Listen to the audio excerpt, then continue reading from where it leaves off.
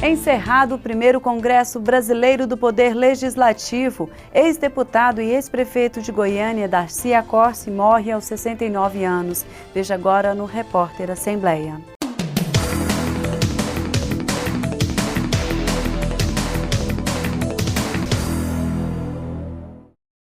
O Parlamento na Era Digital foi tema de uma das palestras realizadas hoje cedo durante o primeiro Congresso Brasileiro do Poder Legislativo. O primeiro palestrante do dia foi o servidor da Câmara dos Deputados, Cristiano Ferri. Ele falou sobre o parlamento aberto na era digital e da democracia. Eu defendi muito a ideia de parlamento aberto e que nós estamos tentando implementar lá na Câmara dos Deputados por meio do Laboratório Hacker e de outras ações lá no Congresso Nacional, na Câmara dos Deputados. Nós temos que aplicar e implementar a Lei do Acesso à Informação, que implica em termos aí instituições públicas mais abertas, mais transparentes, mais participativas, mais interativas. Já o segundo palestrante foi o Dr. Eugênio Gregianin, consultor de orçamento da Câmara dos Deputados. Ele proferiu palestra sobre o orçamento impositivo, aprovado recentemente em Brasília para valer a partir de 2015. O orçamento impositivo entrou na discussão ainda em 2013 na Câmara dos Deputados, né? E, no fundo, trata-se de um conjunto de disposições voltado a dar maior eficácia à lei orçamentária, fazer com que aquilo que esteja previsto na lei orçamentária seja efetivamente realizado. O deputado José Witt, do PSDB, presidente da Comissão de Tributação, Finanças e Orçamento da Assembleia Legislativa de Goiás, foi quem conduziu a mesa. Hoje é um tema que está em voga no Congresso Nacional e eu não tenho dúvida que será uma tendência as Assembleias Legislativas de todos os estados também seguir o exemplo do Congresso Nacional. É talvez aí um momento de soberania, um momento de autonomia dos legislativos estaduais para que a gente possa realmente criar mecanismos para que as emendas parlamentares, para aquilo que está sendo posto no orçamento, a gente possa se fazer cumprir no ano vindouro. Já a terceira palestra foi conduzida pela conselheira substituta do TCE, Tribunal de Contas do Estado, Heloísa Helena Godinho. Ela falou sobre as casas legislativas e o controle externo. Resumidamente, é um tema árduo, né, e bem extenso, mas resumidamente é que a Assembleia, as câmaras legislativas, o Congresso Nacional, eles têm o dever constitucional de promover o controle externo. Não é só do Tribunal de Contas essa função, pelo contrário, a titularidade é da Casa Legislativa e normalmente não se faz. Aqui mesmo no estado de Goiás, a Assembleia atua muito pouco no controle externo. Ela tem, por exemplo, a atribuição de suspender contratos. Eu nunca vi um contrato suspenso pela Assembleia ou por uma Câmara Legislativa. Então nós temos assim muitas atribuições a serem destrinchadas e ditas aí na palestra. Eu espero que o pessoal da Assembleia crie vamos dizer assim, uma tradição ou um interesse em promover o controle externo, que é muito importante para a sociedade, talvez até mais do que a edição de legislação. O deputado Luiz César Bueno, do PT, foi quem conduziu a mesa. Nós queremos realmente levar a autonomia das Assembleias Legislativas em aprovar as contas e chamar o tribunal para dentro da Assembleia. Os conselheiros têm que vir para a Assembleia como auxiliares, têm que participar das reuniões da Comissão de Finanças, têm que vir aqui explicar os relatórios de auditoria, como acontece na Assembleia Legislativa do Estado de São Paulo, como acontece na Assembleia Legislativa do Estado do Rio de Janeiro. Olha, eu não lembro, durante esses 12 anos que eu estou aqui, de uma participação de um conselheiro do Tribunal de Contas numa das reuniões das comissões para discutir tecnicamente alguma conta que está em tramitação. E para finalizar o Congresso, outras duas palestras foram realizadas no Auditório Costa Lima na tarde desta sexta-feira. A penúltima palestra do primeiro Congresso Brasileiro do Poder Legislativo foi sobre o processo judicial eletrônico como instrumento de democracia digital, ministrada pelo diretor de informática do Tribunal de Justiça de Goiás, Dr. Antônio Pires. Ele explicou aos procuradores de assembleias e câmaras de todo o país, gestores da área de tecnologia da informação, profissionais de direito e estudantes, como funcionam os sistemas de processos eletrônicos e os seus benefícios. O processo eletrônico hoje, ele permite que todos os atores envolvidos naquele processo acessem simultaneamente as peças dos atos judiciais. Isso é uma grande vantagem. E além de poder acessar, ele pode acessar de qualquer lugar. Ele não precisa estar com o processo, não existe mais o processo físico, só existe eletrônico. Ele tendo acesso, login e senha para entrar no sistema, ele consegue ter a informação de qualquer lugar desde que tenha internet, né? As informações vinculadas, as movimentações naquele processo que geram pendências para pessoas, os atores é outro benefício, né? Porque cada ator, em determinado momento do fluxo do processo, eles têm uma pendência que tem que ser executada, ou seja, aquele processo está com alguém para fazer alguma coisa em determinado prazo.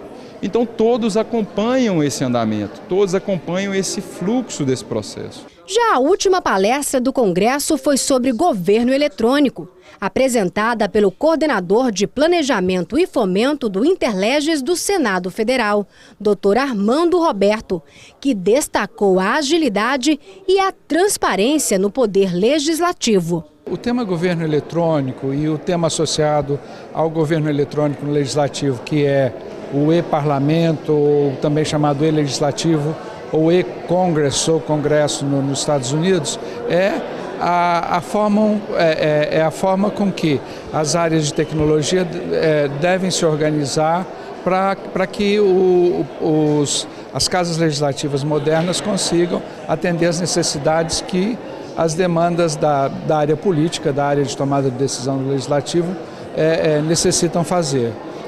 Existe uma série hoje de padrões internacionais que foram definidos na União Interparlamentária, que é uma espécie de Nações Unidas dos Parlamentos, as próprias Nações Unidas, que colocam como completamente inviável a existência de um parlamento, aí a gente pode falar desde uma Câmara Municipal até um Congresso Nacional, sem utilizar tecnologia de informação e sem ter presença na internet. Por que isso? Porque a presença na internet permite um contato muito maior entre o representante e o eleitor, e o cidadão comum. As duas palestras de hoje à tarde, né, elas versam sobre o processo eletrônico, governo eletrônico, em como conseguir dar uma maior celeridade e fazer com que esses processos sejam mais democratizados, ou seja, que possam ser acessados por qualquer cidadão ou por qualquer instituição em qualquer parte. O primeiro Congresso Brasileiro do Poder Legislativo aconteceu aqui na Assembleia do Estado de Goiás. O objetivo? Aprimorar as atividades e o funcionamento do Poder Legislativo nas áreas jurídicas e de tecnologia da informação. Durante os 3 dias do Congresso, os participantes puderam acompanhar 12 palestras, entre elas os desafios do Estado democrático contemporâneo. E na última sessão ordinária da semana, o líder do governo na Assembleia, deputado Fábio Souza, disse que as emendas apresentadas ao projeto da reforma administrativa, que tramita na Casa, devem ser analisadas e votadas na próxima semana. Na sessão desta quinta-feira, os deputados fizeram 1 minuto de silêncio pela morte do jurista e ex-ministro da Justiça, Márcio Tomás Bastos.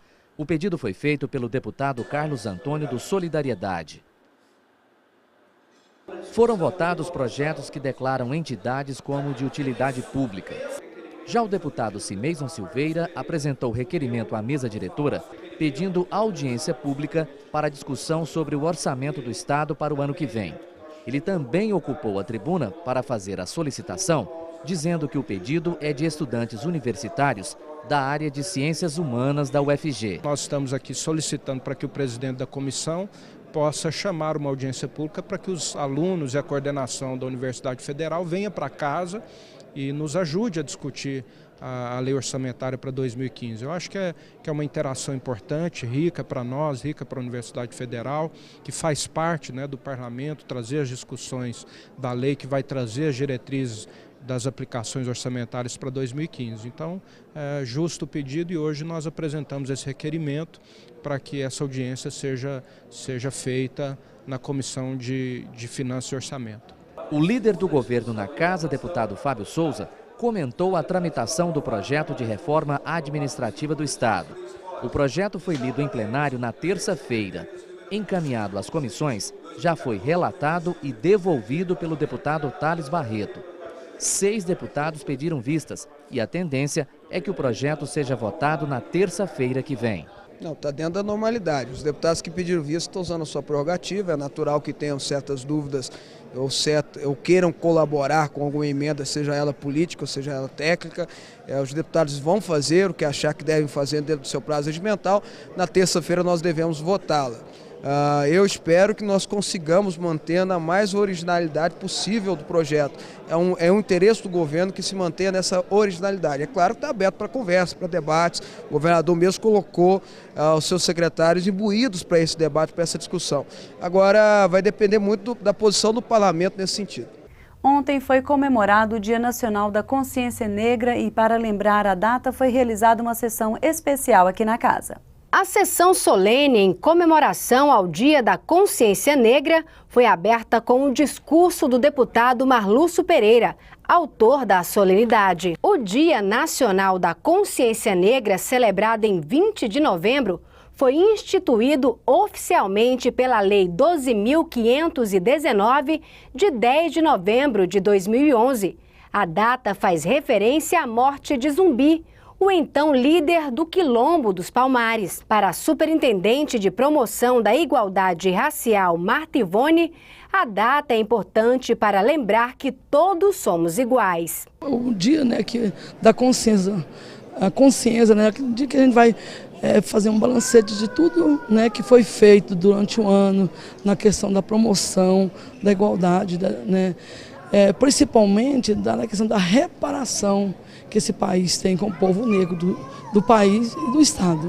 Durante a comemoração do Dia da Consciência Negra, o deputado Marlúcio Pereira também homenageou cerca de 20 personalidades com a medalha do Mérito Legislativo Pedro Ludovico Teixeira. Então essa já é a 6ª sessão solene que a gente faz no Dia da Consciência Negra e é um momento, para a gente estar aí mostrando a evolução do negro na sociedade, mesmo ainda acontecendo muito preconceito, o racismo ainda está aí, mas a gente tem que mostrar os mais jovens que vale a pena, vale a pena lutar, vale a pena tentar. A sessão especial para comemorar o Dia da Consciência Negra foi presidida pelo deputado Elias Júnior, do PMN. Foi sepultado hoje às 5 horas da tarde no cemitério Parque Memorial, em Goiânia, o corpo do ex-prefeito Darcy Accorsi. Ele morreu na noite desta quinta-feira em decorrência de um câncer na coluna e metástase no pulmão. Ele foi um dos fundadores do Partido dos Trabalhadores em Goiás e ocupou o cargo de deputado estadual em 1990. Ele é pai da deputada eleita Adriana Accorsi, do PT. E esta edição do Repórter Assembleia termina aqui. Uma boa noite para você.